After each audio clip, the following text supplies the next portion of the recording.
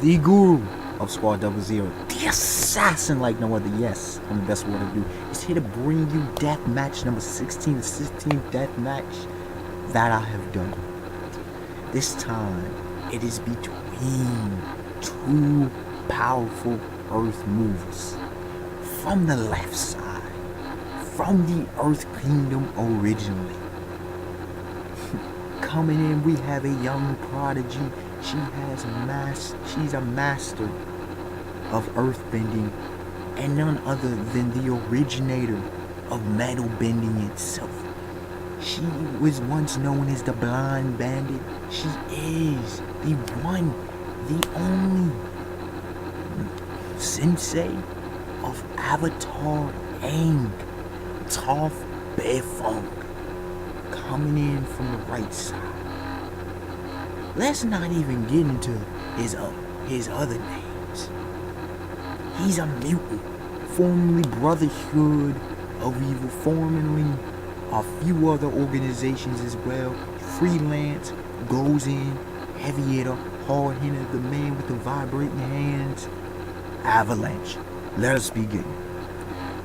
Yo, we back. It's been a little minute. I know. But here to bring you yet another death match. This time's gonna be a very interesting one. As you can see, two people clashing. Deal with a lot with the earth. And we'll see how it goes down. You know how I get down. If you don't know, I'll break it down for you. 3 main categories: attack, defense, strategy in this analysis, and under each category there's a few different subcategories. We begin, as I always do, with attack, starting off with none other than strength, better known as physical strength, ladies and gentlemen. With physical strength, this one's a little bit interesting. Okay, I'm gonna pretty much say they're on par. And why do I say that?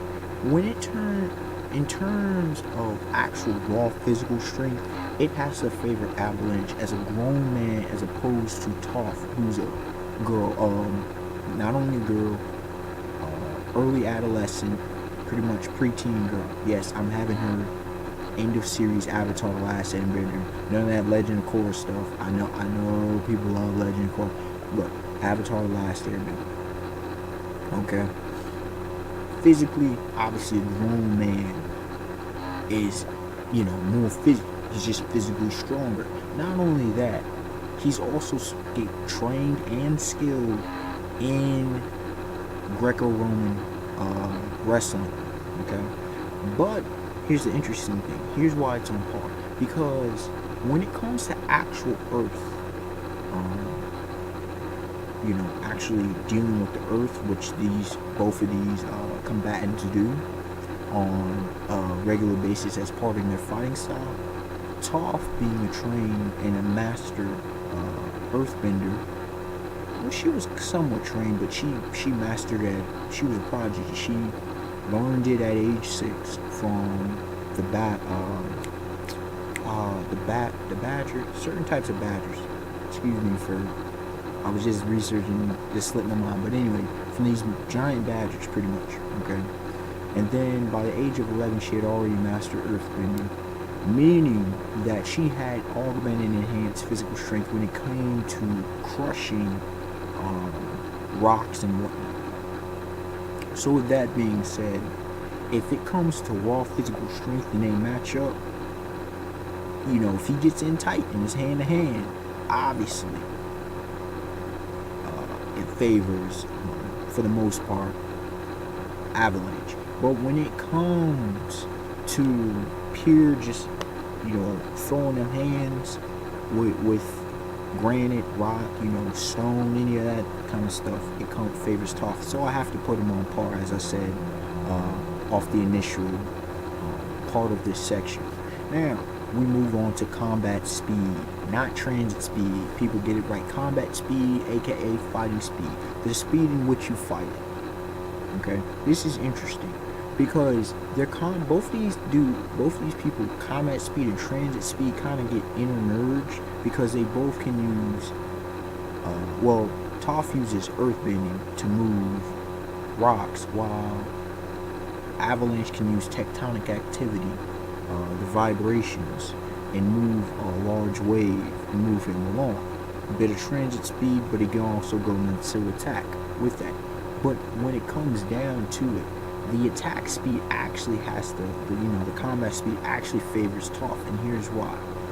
With her movements in earthbending as a master, she has to make very not so much methodical, but very timely, very precise, patient movements, waiting to the opponent. Wait for the opponent, and then you strike, and you strike hard, you strike heavy. Okay? When it comes to Avalanche, Avalanche relies more so on long distance, not too long distance, but I would say medium range, sending shock waves through his arms, vibrations through his arms, a lot of times affecting the earth, but also affecting other inorganic objects. And that's a thing you have to take into consideration, which I'll deal with later. But Toph's movements are quick. They're quick, very quick, has been showcased time and time again throughout the series of Avatar. While Avalanche, not so much. So in speed, it favors Toph. So Toph is up 1-0. When it comes to techniques, this should be clear as daylight. Toph, she, as a master, not only does she earthbend and have all the crazy, movements of the earth, compression of rocks, moving giant pillars up from the ground, sinking, pretty much sinking people down. She has metal bending. She also has sand bending. Okay, meaning she can manipulate the earth within the metal and use that to her advantage, as well as use the sand in the air. She was forced to learn that, and move, if it was the sand around her, she could use that as well. Also, to take into consideration, she's a blind girl, okay? And through her earthbending, she can see kind of on some similar to Daredevil, but a little bit different from radar senses. As long as she's touching the ground, solid ground, sand and ice and things of that nature aren't solid enough, so her senses are fuzzy and thrown all off. But when it comes to solid, hard ground, she can see for a good distance, and she can see very acutely, okay, very accurately, very acutely. So she has seismic sight, okay, so her sight would be enhanced. She can see so well enough, she can perceive so well enough that she could even tell if someone's lying or not. Avalanche, he just pretty much makes vibrations via his hands happen, okay, very powerful vibrations. Again, I talked about his Greco-Roman skill set. And in terms of techniques, it's clear that Toph takes it, so she's up 2-0. When it comes to destructive capacity, I have to give it to Avalanche. And here's why. When you look at Toph, Toph is more so... Well, first of all, she needed help defeating this massive drill that couldn't destroy part of a wall of Basing Sol. I'm trying to remember the exact city, but it's the largest city on the planet, in the Avatar planet, the largest city, most powerful city in the Earth Kingdom back in the day. She needed massive help destroying that. She can produce massive boulders, metal bending. She can do some mad damage. Don't get it twisted. She can wreck shop. She can wreck large ships and whatnot. But when it comes to Avalanche, this dude can create tsunamis. He can create pretty much mini earthquakes. It has not been showcased if he can destroy the entire city or not, but he can mess up large portions of it. Yeah, man. Oh, and another, no, I'll get to that a little bit later. That has more to do with his durability. But yeah, he can wreck shop. So overall, just pure raw, and especially he can destroy large buildings, but also if he hits the direct ground, he can cause a lot of seismic activity. He can truly affect tectonic activity. So clearly, it's the point goes to Avalanche in that category, in that subcategory. Toph takes it 2-1 when it comes to the attack category. In terms of the defensive category, there are once again 4 subcategories. We begin with the reaction time. Reaction time's interesting. This one I have to as well favor Toph. As an earthbender, it's necessary as the portion with earthbending as opposed to firebending, airbending, and waterbending. Firebending is very aggressive bending style, combat style. Airbending is very evasive. It's the most in terms of reaction time. It's meaning to avoid. It's more fitting so of the pacifist style. Very maneuverable, very evasive. We see that many times with Avatar. Okay. When it comes to waterbending, it's a kind of counter-punching kind of style. It turns offense into defense into offense. When it in terms of earthbending, it's both offensively and defensive, neutral. Okay, it's a very balanced skill set. Okay. And when it comes to Toph, because of her seismic activity. Now, if he was to attack from the air, we'd have problems. Attacks in the air are problematic. But anytime he attacks on the ground, because he can send vibrations through the air and whatnot. But because most of his attacks will favor objects that will affect the ground, she will be able to sense them. Okay? So with her senses being so acute, she'll be able to avoid. If it gets in hand to hand, now if he gets her hands on her, he'll put in some massive damage. But getting inside on her ain't easy. The only time we've seen Toph take L's against opponents is large groups, specifically saying a large group of firebenders. Okay, that would be, it's a large group of opponents. It's hard to defend against that. Even for someone as skilled and as potent as Toph. In terms of Avalanche, he has enough distance so that he normally doesn't have to have to deal with defensive things. And it doesn't mean he has no reaction time, but how well can he defend against a bunch of flying rocks? You take your guess as well as mine. So I have to give it to Toph on that end. Next up is durability. Now in terms of durability, this one will be obvious, for a number of reasons. Number one, once again, Toph is a girl, okay? Young girl versus a grown man. Not only that, Avalanche has a specially made suit to enhance his durability, to enhance the blows he can take. Now here's the issue though. If it gets dicey, and this is where the key point to be made. He cannot use his vibrations to pretty much affect organic matter, living matter, okay? So he can't affect you directly. He can't send vibrations and pull a Whitebeard, Edward Newgate, pull a Whitebeard on you if you know One Piece, and just, mess you up, screw you up, right? What'll happen many times, especially if you're strong enough, it will reverberate. And if you can get his waves, his vibrations to reverberate back to him, the feedback will hurt him significantly. So that's something to take into consideration. But even with that setback, even with that weakness, the durability has to clearly favor Avalanche. I was about to say Toph, my bad. Now, in terms of stamina, I'm not sure that we've seen either been fully pushed to that level, okay? So this one, I will leave up to y'all unknown. We know Toph can go a good minute. She's fought a lot of strong opponents, as well as Avalanche. Avalanche is taking some L's. Toph is taking a few L's herself.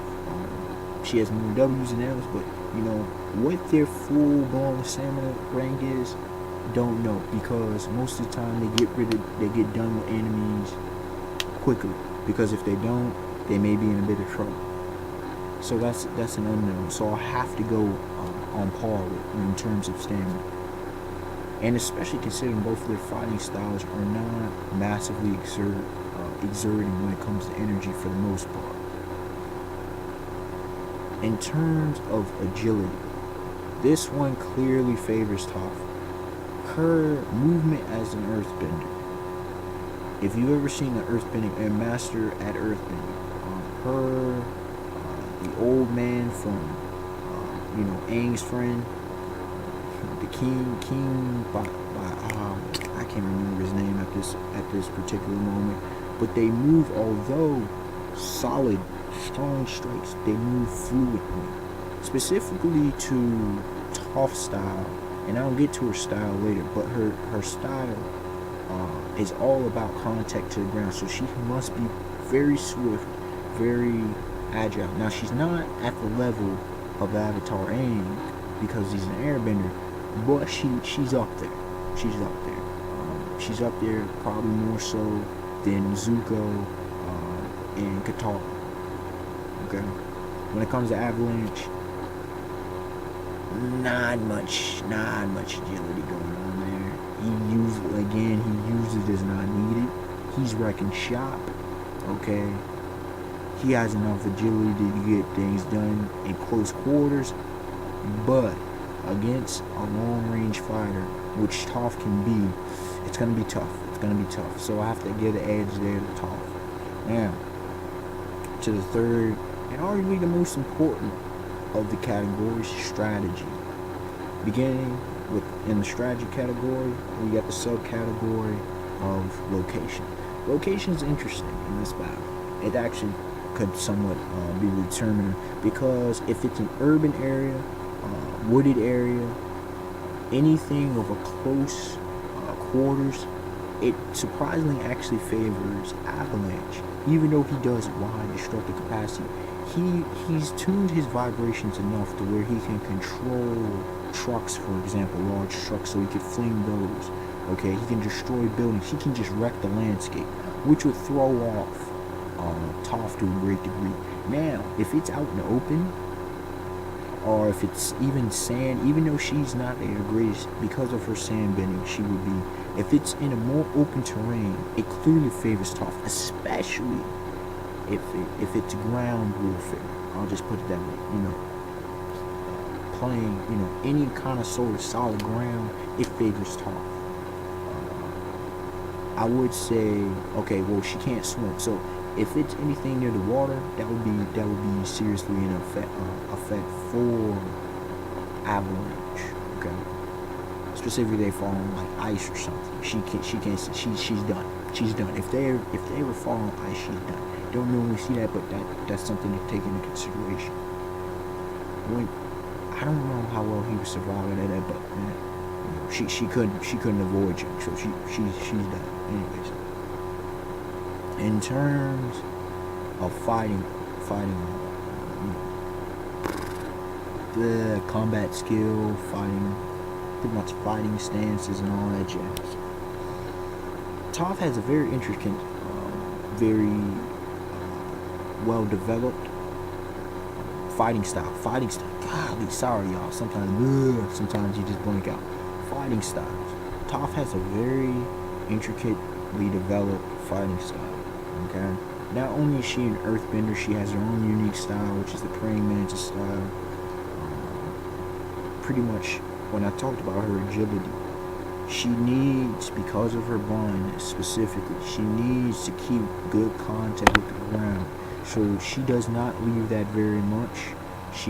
All her movements have to be extremely precise.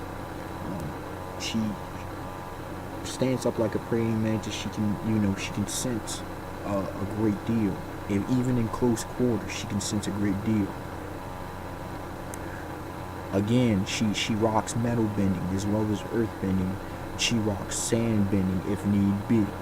Okay. In terms of Avalanche, I talked about the Greco-Roman style, but he's got his own vibrational combat.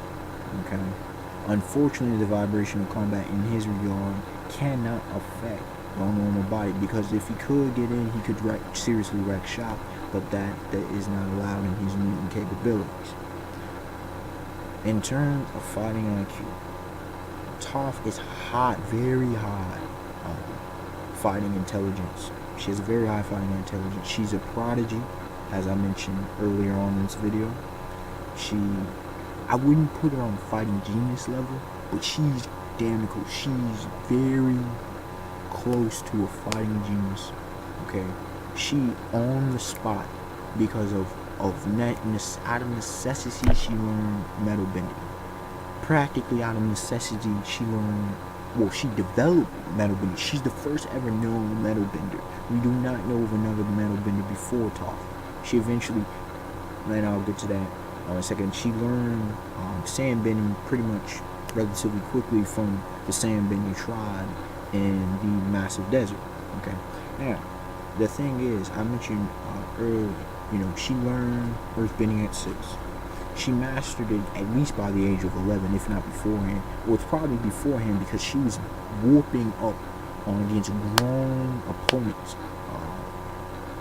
well-versed earthbending opponents in the Earth Rumble 6 tournament. She's multiple time as the Blonde Bandit. She was a multi-time multiple winner of the tournament. Let's just put it that way. So she does have great combat experience as well as her times afterwards, along with Team Avatar. With that being said, in relative short amount of time, within a year or so,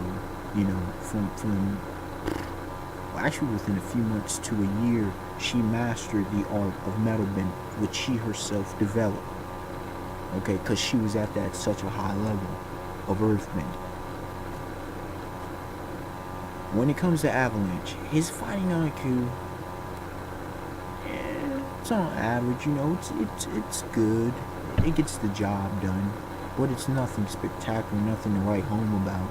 So overall, because of all the elements, you look at attack, Toph favors it. You look at defense, Toph edges out.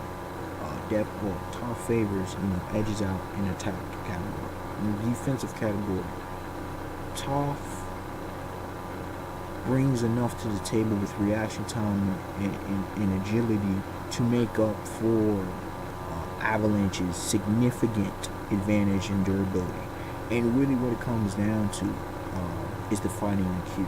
The fighting IQ is up there. And even if she was placed in most disadvantageous, however you want to say it, environments, she will be able to pull through with her skill. So overall, Toph edges out Avalanche, but it would not be as easy of a fight as most people would come across and think about. It would be a tough battle to say the least. But those are my thoughts. That's my analysis. What are yours? Unexpected Wonder, like, comment, subscribe. And if you bring, you agree or disagree, please, expound upon your reasoning as to why. None of this shortcut, Toph can do it, or Avalanche. No. Give legit reasons as to why they can win. Alright, y'all. Till next time. Peace.